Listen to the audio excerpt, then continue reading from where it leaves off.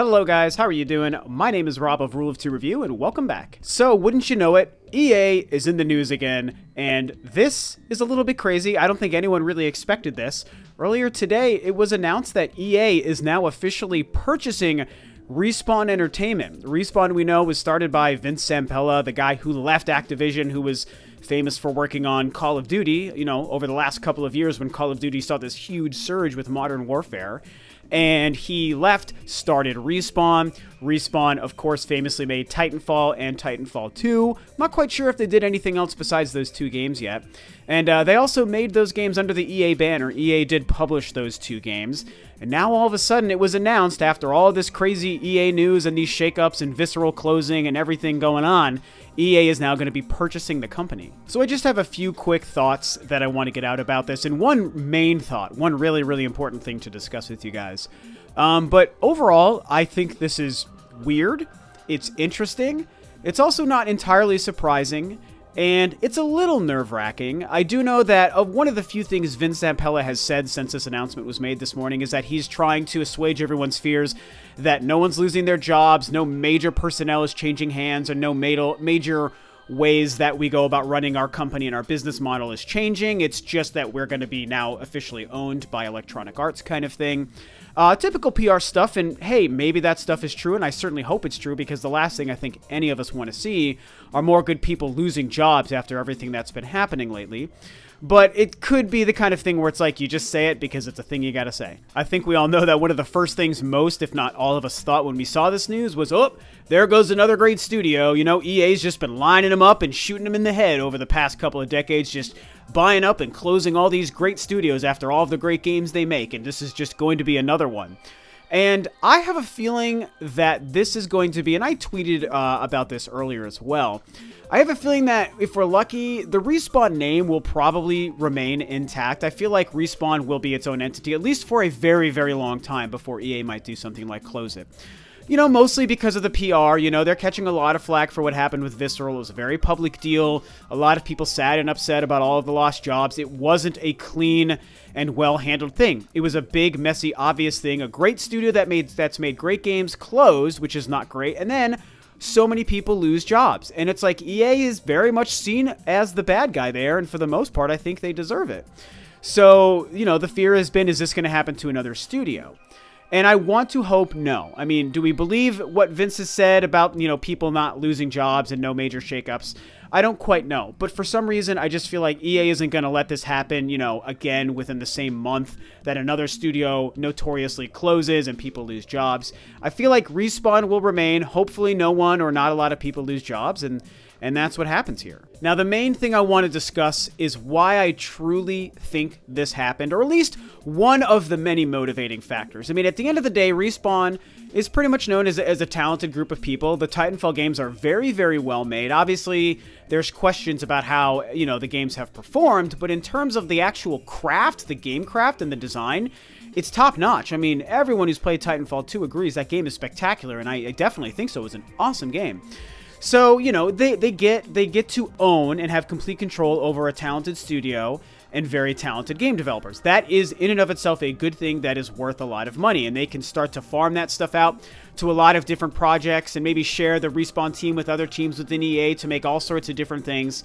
And that's great, and I see that as a positive for any company. In this case, it happens to be EA, and again, EA's been in the news for bad things lately, and microtransactions and closing and all that stuff.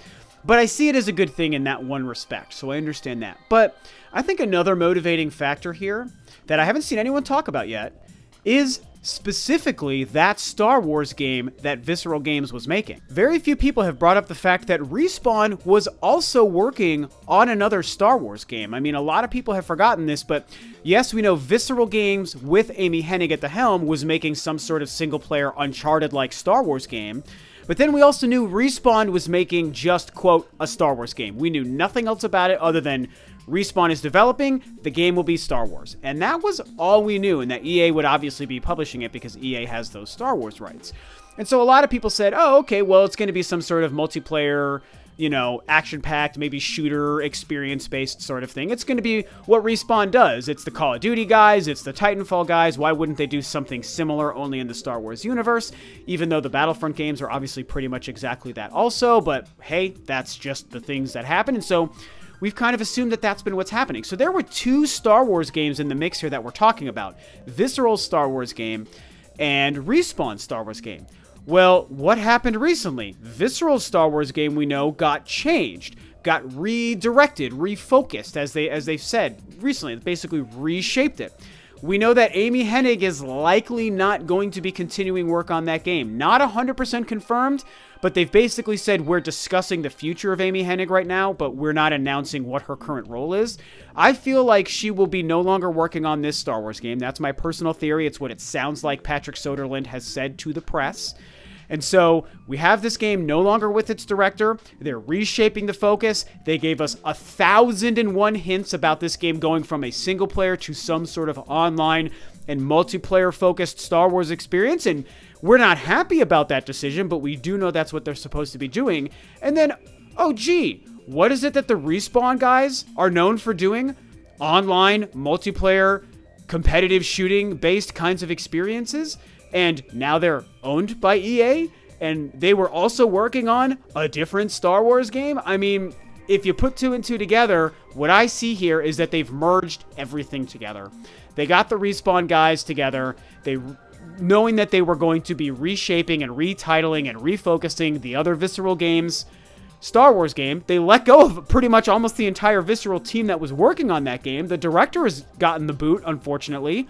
So it seems pretty clear that what's happening is Visceral's Star Wars game and Respawn's Star Wars game are being mashed together, and there's no better way to make your Star Wars game no longer single player, but now make it a big online universe, multiplayer, competitive shooter, whatever kind of game, than to take a team of guys that are notoriously good at doing just that. So yeah, man, I don't know. I mean, I obviously could be wrong here. I'm doing nothing but speculating and using my own deductive reasoning of what's going on here, but I feel pretty good that that's what's happening here. And like I said, I should make sure not to go so far as to say that that is the one and only reason, or even maybe the main reason that EA decided to purchase Respawn, but I feel like one of the biggest motivating factors has to be this exact thing. They knew what they wanted to do with this other game that Visceral was making.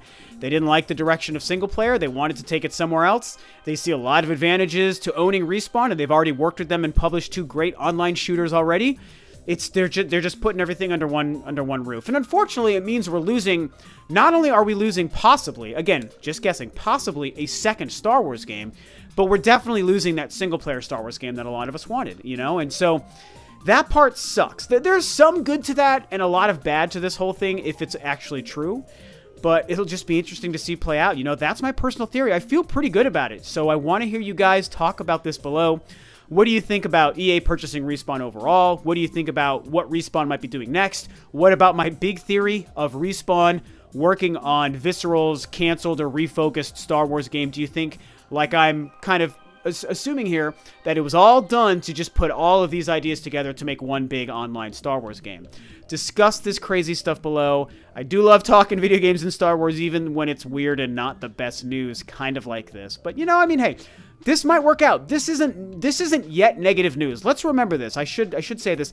This is not yet negative, because in this announcement, no one has lost a game. No other games have been canceled. The Visceral thing has changed, but what Respawn was doing has not officially been canceled, and possibly it becomes a positive union that yields great games and great results in the future. I mean, there's not a lot of recent history to back that up, but it is entirely possible. So right now, it's not bad news, it's just news. So let's see what happens. So that's it. Thanks, of course, as always, for tuning in, guys. This is Rob of Rule of Two Review, and I'll catch you guys next time on another video.